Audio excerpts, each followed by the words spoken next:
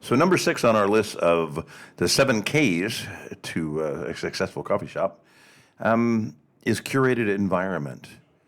So have you ever thought about when you walk in some places, they've got a cool vibe, they feel good, they either have stuff on the wall or they don't, they're a minimalist kind of place, but they just feel put together, like, it doesn't bug you. And then some other places you walk into and things are a little haphazard, they're sort of put together. Well, that's the difference between good and poor design. Good design makes you feel comfortable, you don't think about it, it's just really nice, it's calming. And poor design is it drives you nuts because you get this thing called cognitive dissonance. You look at things are out of place, things are wrong, and your brain is working, and it makes you feel uneasily. Now, I got to be honest with you, it actually costs more than a few dollars to open up a cafe or coffee shop these days, and it seems like it maybe the easiest place to make a cut would be in the decor. She says, "Oh, we'll just pick up some chairs and a table, have some artists hang their art here for free, a couple of plants, and we're good." I think they call it shabby chic.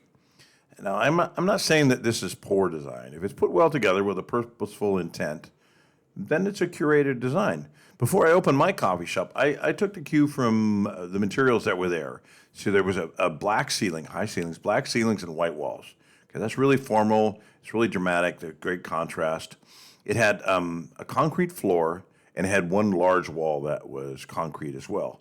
And I knew I wanted to use stainless steel and black equipment, which, sort of fit into my curated style. It was a bit of a sort of that commercial kitchen, industrial kind of approach, the back room kind of style. So I had the elements. There was some wood. There was some natural wood in the background. I had a screen covering some of the equipment above the bathroom. So I had the basic elements. I had wood, stone, glass, and metal.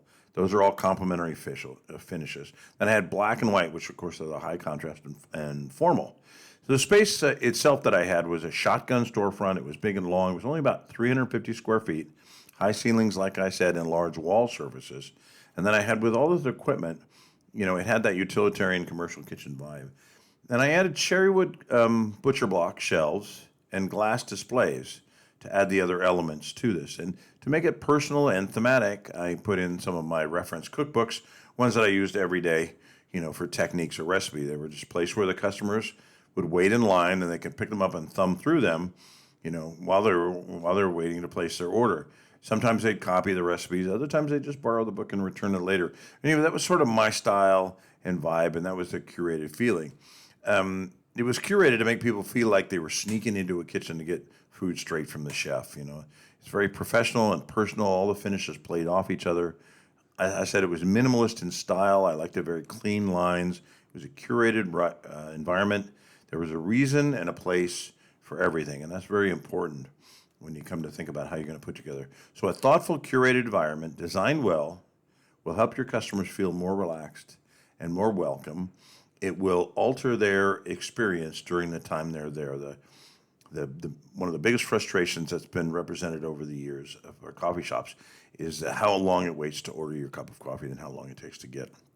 If you have a well-curated environment, there's things to do, people are engaged, they either talk to each other or there's, they could, like with mine, they could pick up a book and read the book, and then the time spent, their experience and the time spent waiting in line was a much better experience. And so overall, there was experience better, and they had a better feeling about my coffee shop. So I'm going to talk to one of my friends here who I've known for years, a former customer of mine when I was a contractor, who is a designer, industrial designer, and a graphic designer, and has a great sense of taste. His name is Guthrie. Guthrie, what do you think?